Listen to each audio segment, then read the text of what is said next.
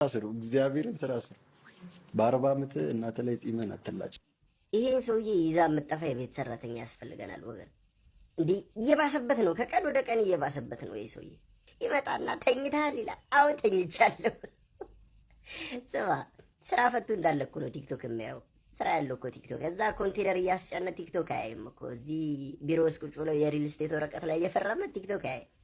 እኛንን የምናይክ፣ ለእኛማ ክብር ሊኖር ይገባል። ተው እንጂ እና እረፍ እረፍ፣ አድብ፣ ተመለሰ ወደ ኖርማል። ሊመጣና ኑሮ ቀላል ነው እንደዚህ። የቱ ኑሮ ብሮ፣ የቱ ኑሮ? አንተ ከፋዘር ጋር እኮ አንድ ቤት እየኖርን በጎሪጥ ነው የምንታየው። እንደዚህ በቃ ይጸየፈኛል፣ አይገልጹም። አስተምሮ ያስመረቀ፣ ከማስመረቁ አልፎ ደግሞ ሲቆላው ደገሰ። አሁን የደገሰበትን ብር ከየት ይሙላው? እኔ ምን ላድርግ ዳድ፣ የሀገሪቱ ሁኔታ ነው። አንተ ድርሻህን ትወጣለህ፣ ስራ የለም።